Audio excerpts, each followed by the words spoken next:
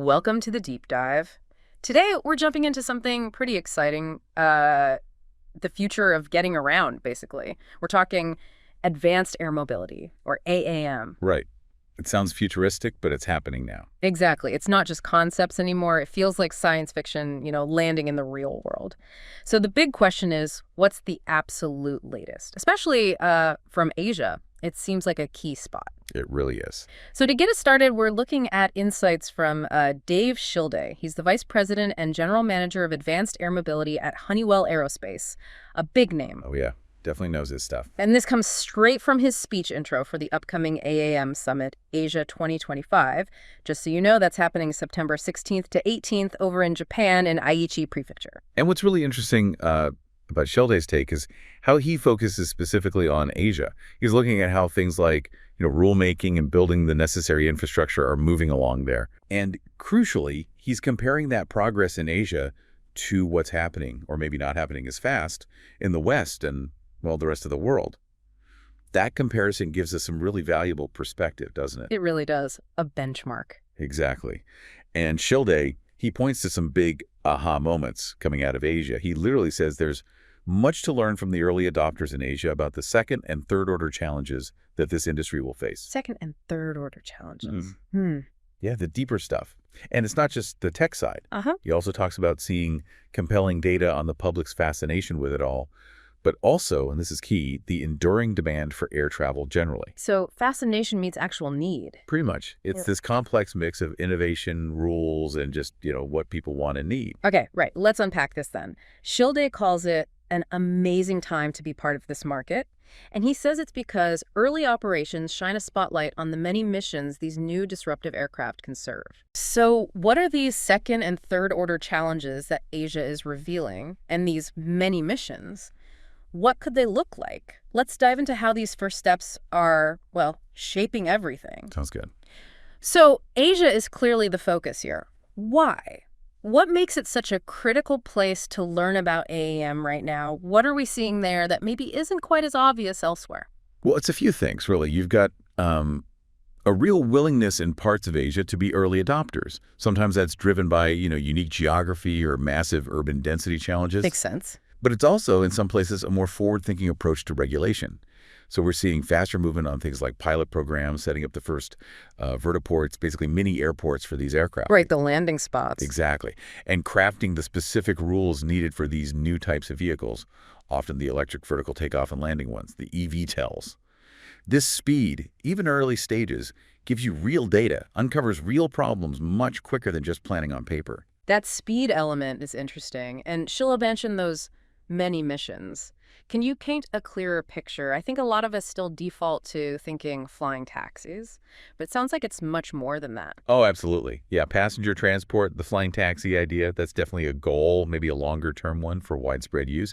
But these many missions often start more pragmatically. Think about things where speed and point-to-point really matter, like critical medical deliveries, getting organs or urgent supplies across a congested city, bypassing all the traffic. Wow, okay. Life-saving stuff. Potentially, yes. Or cargo. High-value, time-sensitive cargo. Connecting distribution hubs to final delivery points in ways ground transport just can't match. We're also seeing ideas for regional connections linking smaller towns or islands that don't have good traditional airport links. So filling infrastructure gaps too? Precisely. Yeah. And these aren't just fancier helicopters. Many are designed to be autonomous or semi-autonomous, using big advances in battery tech and flight control systems. Right, okay, so it's addressing real logistics needs, not just passenger convenience. But you mentioned those second and third order challenges that Asia's showing us. What exactly is Schilde getting at there? That sounds like where the real complexity lies, beyond just making the aircraft fly. That is exactly it. When he talks about second and third order challenges, he means everything beyond just designing and certifying the aircraft itself. It's all the knock-on effects, the systemic stuff that pops up when you actually try to slot AAM into the world we already have. Okay, like what? Give me an example. Well, the big one is public air traffic management. How do you safely manage potentially thousands of new aircraft flying at lower altitudes, often in busy urban airspace, without messing up traditional flights or, frankly, causing chaos? Yeah, that sounds tricky. It is. Then there's public acceptance, worries about noise. These things will be flying closer to where people live and work. privacy concerns too, and just getting communities to buy into having vertiports nearby. The NMBY effect, but for the sky. Sort of, yeah. And it goes deeper, like energy infrastructure. Can the grid handle charging thousands of these electric aircraft, potentially all at similar times? And even basic urban planning. Where do the vertiports physically go? How do they link up with trains, buses, existing transport? These are the really deep, often unexpected hurdles. Those are huge questions, and Shilde specifically compared Asia and the West.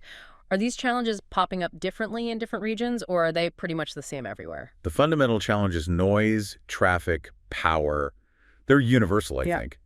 But the way they're being tackled can look different. Yeah. In some Asian markets, you see maybe a stronger push for public-private partnerships and more willingness to set up regulatory sandboxes. Sandboxes, like test zones. Yeah, basically designated areas or frameworks where you can experiment more quickly with new rules and operations. Yeah. This can speed up identifying those second and third order problems, but maybe also allows for faster, more centralized solutions. Okay. And the West? In the West, say the US and Europe, the regulatory path can sometimes be more fragmented between different agencies or levels of government. Public consultation processes are often really involved, which is good for democracy, but can take longer. So everyone faces noise issues, for example, but how you get to a solution and get the public on board might follow a very different path depending on those local norms. That makes a lot of sense. A different pace, different process. Okay. Now, shifting slightly, Shilde also highlighted this interesting pair. Compelling data on the public's fascination and the enduring demand for air travel. How do those two things interact? Are they pulling in the same direction? That's a great question. I think they definitely work together, but maybe on different timelines. The fascination part, that's the initial hook. It's the cool factor, the wow, flying cars feeling. You know, the Jetsons becoming real. That grabs attention, drives early excitement, maybe some early investment. The sizzle. Exactly. But the enduring demand for air travel, that's the stake. That's the fundamental practical need that creates the long-term business case. People need to travel quickly and efficiently, whether it's for business or emergencies or just connecting communities. That underlying demand is what will keep AAM going long after the novelty wears off. Right. So the industry has to deliver on both fronts, really. Keep that exciting vision alive, but also prove it can solve real, everyday transportation problems reliably. So the fascination might get people interested, but it's the utility, the actual usefulness that will make it stick. Precisely. And Wow. getting that balance right is, I think, crucial if AAM is going to move beyond being just a niche service and really become part of our mainstream transport mix. So yeah, to kind of pull it together from a Shilde's perspective, Asia is really standing out as this vital learning lab for AAM. It's not just about the cool tech demos, it's about grappling with those really complex second and third order challenges in the real world. The integration headaches. Right? The air traffic, the public perception, the power grids, all of it. Yeah. And he keeps coming back to that dual thing. The public's genuine fascination, that sort of wow factor pulling people in, combined with that deep, persistent need for better, faster air travel that actually underpins the whole market potential long term. Yeah. And yeah, he sounded genuinely excited about the progress already made in 2025 and what they're seeing coming down the pipe for 2026 and beyond. It really highlights how fast this space is moving. It does feel like it's accelerating. And just on a lighter note, something practical he mentioned for anyone actually going to the summit in Japan, Shilde had a personal tip. Oh, yeah? Yeah, he said you have to try hits. Apparently, it's a unique local dish from the Nagoya region, and he raved about it. Huh. Good tip. Innovation meets local cuisine. Exactly. A nice reminder of the connections there. So thinking about all this, what does it actually mean for you? With AM moving so fast and these complex challenges coming into focus, how might we start seeing these many missions, the medical deliveries, the cargo, maybe eventually passengers actually play out in our own lives over the next few years? And maybe more critically, what other unexpected bumps in the road might pop up as AM tries to really integrate into our world? Definitely something to think about as we watch the skies.